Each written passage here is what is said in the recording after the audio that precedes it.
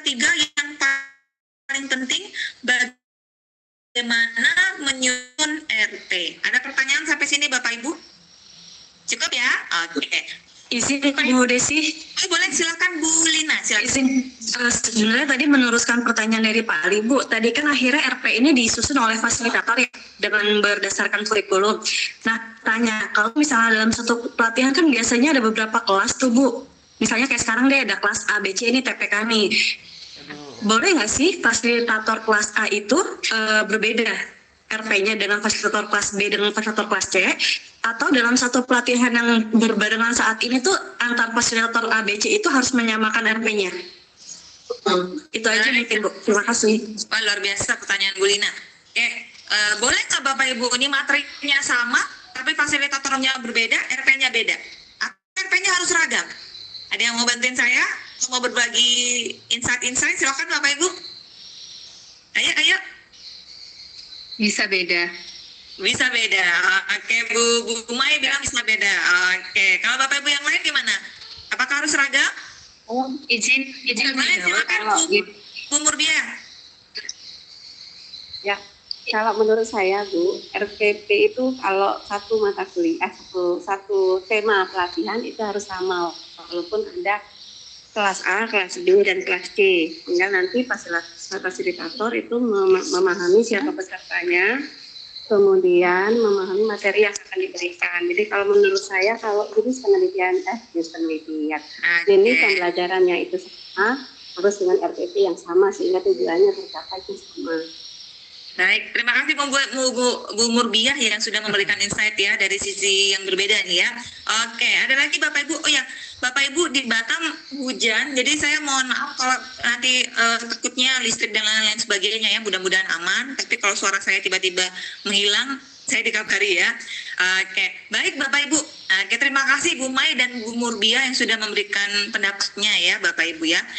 Bapak Ibu, tidak salah juga yang disampaikan oleh Bu Mai dan Bu Murbiah. Intinya adalah bahwa RP harus disusun berpedoman pada apa Bapak Ibu?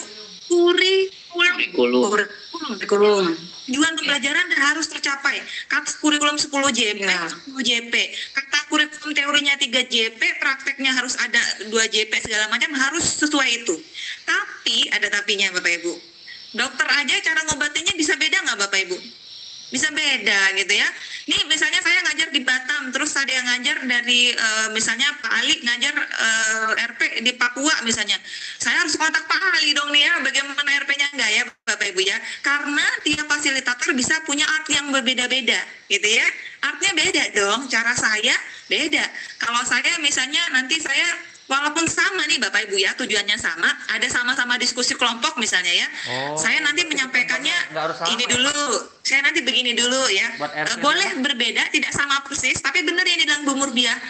Tujuan pembelajaran harus tercapai. Secara umum harus ada hal-hal yang penting itu harus sama, tapi bagaimana cara penyampaian, kadang-kadang medianya saya mau pakai Mentimeter. Ada kok fasilitator nggak mau pakai Mentimeter, saya mau usah pakai menti biasa-biasa aja, boleh Bapak Ibu ya.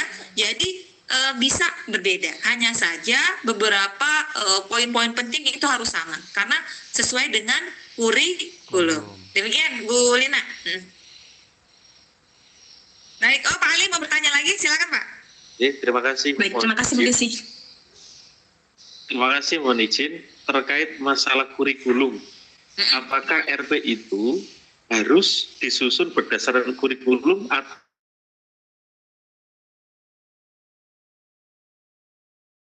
ada kurikulum tentang perawatan luka?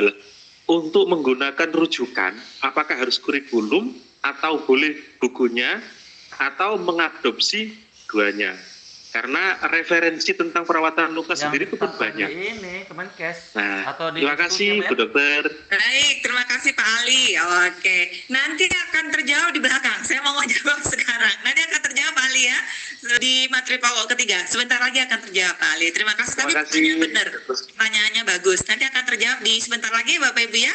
Cara menyusun RP. Nanti akan terjawab apa bedanya referensi dengan buku, modul dan sebagainya dengan kurikulum. Nanti akan terjawab ya Bapak Ibu ya sebentar lagi ya. Oke, kita lanjut dulu Bapak Ibu ya. Oke, kalau ada yang bertanya tapi misalnya di sela-sela saya menyampaikan materi, Jangan ragu, Bapak Ibu langsung disampaikan saja ya.